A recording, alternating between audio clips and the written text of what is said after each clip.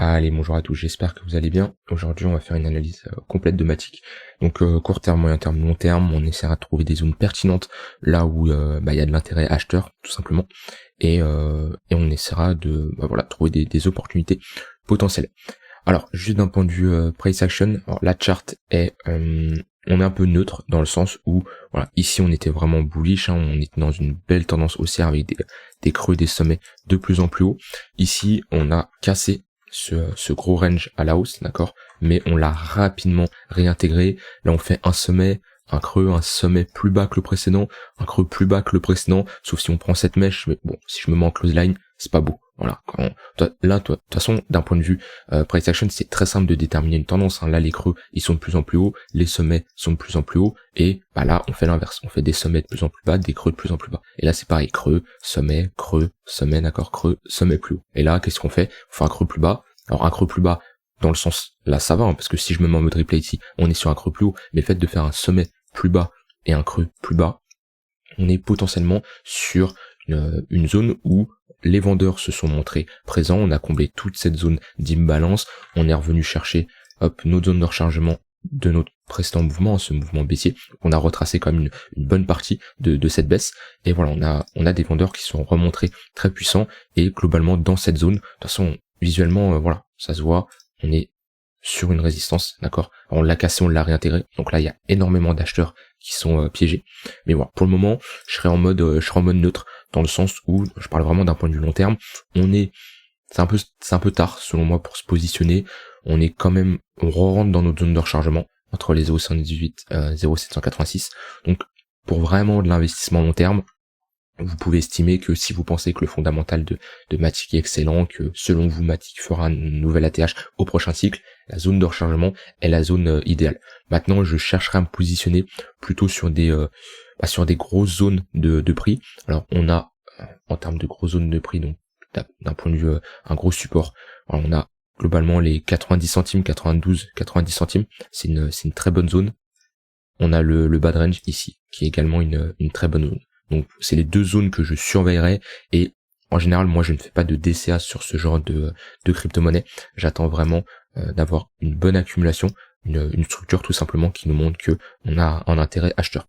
Parce que mon but c'est pas de hold une crypto-monnaie qui est dans une tendance baissière. Donc j'aimerais bien un retournement sur ces niveaux-là. Mais en tout cas, Matic a quand même très bien réagi. Si je compare Matic contre le BTC, voilà, on a très bien réagi pendant toute cette phase où le BTC, lui, faisait des plus bas. Matic a bien réagi, a bien surperformé le BTC. Mais là, depuis quelques semaines, depuis globalement presque le début d'année, quand le BTC lui a bien décidé de surperformer le marché global, et bon, on a un Matic qui s'écrase.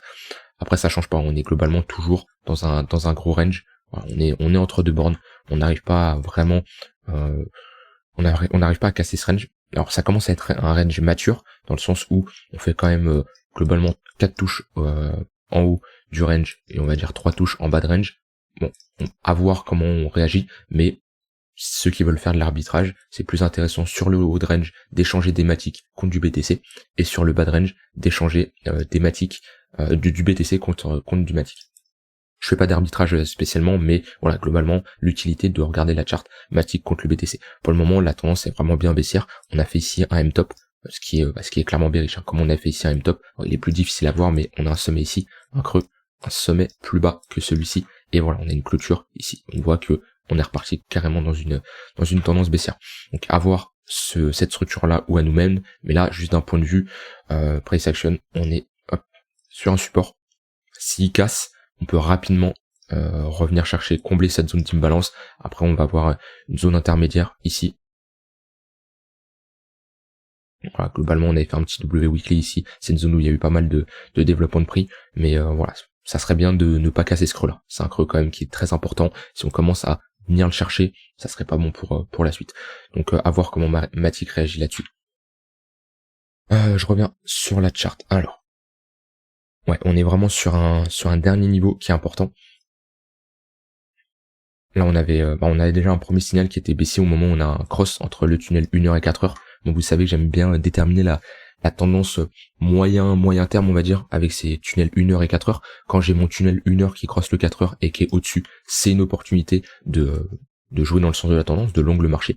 Voilà, ici c'est des opportunités longues, tout ça c'est des opportunités longues. Quand le 1h casse, on revient chercher le 4h, on réagit bien, tout ça c'est des opportunités longues. Et à l'inverse, quand on est dans une tendance baissière, on le voit, on a notre 4h qui est au-dessus de notre 1h, et voilà, ça c'est des opportunités de short, tout ça c'est des opportunités de short.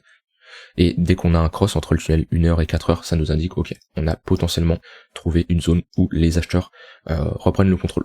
Donc là, on a un 1h qui est sous le 4h, on a un 4h qui est en train de cross le tunnel daily, qui fait office de support, d'accord. Ici, c'est des bonnes zones pour se positionner.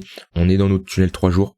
Si ce tunnel commence à casser, là on est, en plus on est sur une très bonne zone également. Voilà, on voit que, visuellement on est, on est sur un très très gros support.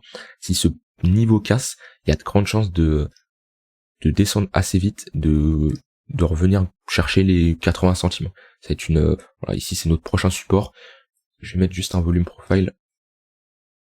On a le POC ici qui peut également faire office de support. Ça peut être une bonne zone, donc c'est là où il y a eu le plus de développement de prix. Mais si ce POC tient pas, on pourrait revenir chercher, combler cette zone dans le volume profile ici. En général, on n'aime pas laisser des gaps comme ça. Là, on a une grosse zone d'imbalance. On le voit, il n'y a pas eu de développement de prix sur ce pump là. Donc si ces creux ne tiennent pas, on commence à casser le tunnel 3 jours, on peut vite dégringoler au POC.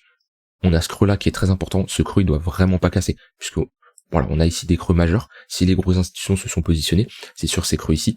Et s'ils défendent pas leur ordre, ça veut dire qu'ils ont plus d'ordre d'achat ici, c'est qu'ils ont pris profit ici. Voilà, c'est logique, dans une tendance haussière, les grosses institutions maintiennent leur ordre en positif, logique, vu qu'ils ont assez d'argent pour manipuler le marché.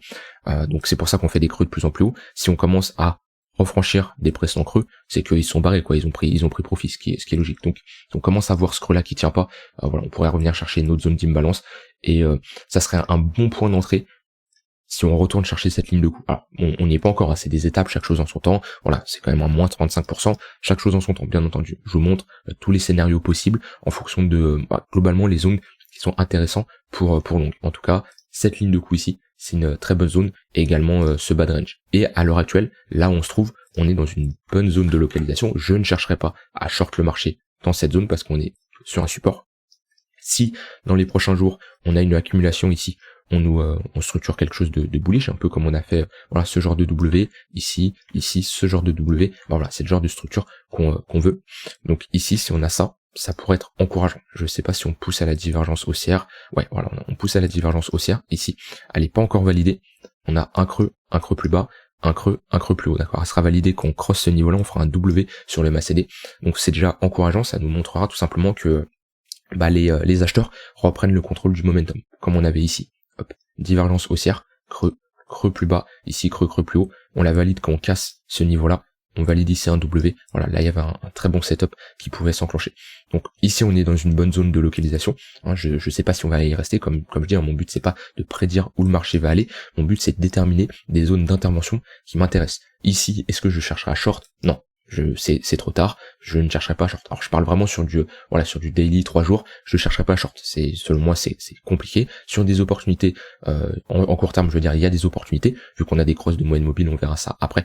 D'ailleurs je surveille un niveau, on en reparlera après, mais là je serais plutôt acheteur sur ces niveaux de prix. Maintenant j'attendrai que les acheteurs me montrent un retournement, parce que je peux être dans une zone de support si les acheteurs me montrent pas qu'ils sont présents. Si les vendeurs continuent leur poursuite de tendance baissière avec des creux de sommet de plus en plus bas, je vais pas acheter une tendance baissière. Donc voilà, ce qui me manque, j'ai ma bonne zone de localisation, d'accord, on est sur un support tunnel 3 jours, j'ai mon momentum qui commence à être encourageant, il me manque juste une structure et je pourrais me positionner avec stop loss globalement sous ce creux ici qui est assez important, et on pourrait revenir chercher comme TP les 0,382 voire les 0,518. On pourrait venir chercher ici la liquidité. Donc ça va dépendre aussi du BTC, comment il réagit, mais à surveiller ce niveau-là. Sur du plus court terme, alors on a bien notre tunnel 1 heure qui fait office de résistance. Donc moi sur du 1 heure, 4 heures, même 15 minutes, je chercherais clairement à short le marché. Voilà, on voit que 15 minutes, il y a des opportunités de short. Au moment où on casse le 15 minutes, grande chance de revenir chercher notre tunnel 1 heure, c'est ce qu'on fait. Et si ce tunnel 1 heure casse, grande chance de revenir chercher notre tunnel 4 heures, qui est d'ailleurs en confluence avec notre tunnel daily. Ici, on a une bonne zone pour short. d'accord, on a une bonne résistance dans cette zone-là, c'est notre bad range qu'on a cassé. On a une confluence entre tunnel daily, tunnel 4 heures. Si je mets peut-être des points pivots, on a un point pivot weekly qui est ici. Voilà, c'est une très bonne zone ici pour chercher à short si on y va. On prendrait la liquidité, hop, on peut essayer de pousser à la divergence baissière, et ici, ça serait intéressant pour poursuivre cette tendance baissière tout simplement. Et sur du plus court terme, moi j'ai une zone qui m'intéresse. Hop, cette zone là, globalement, pareil, on casse notre range à la baisse, hein. Hop, on revient chercher notre ligne de coup, globalement, de notre range. Ici on peut voir une grosse structure baissière qui a été validée. Si je me mets en 1 heure, elle est clairement beaucoup plus visible. Voilà, on a ici notre ligne de coup. On a une très bonne confluence entre notre point pivot daily, notre tunnel 15 minutes, et on a le point pivot weekly qui est juste au-dessus. Donc c'est une très bonne zone de localisation pour chercher à short le marché. La tendance est baissière. On pourrait venir chercher ce niveau-là, capturer ici la liquidité. On liquide tous les shorters et on instaure ici une structure baissière.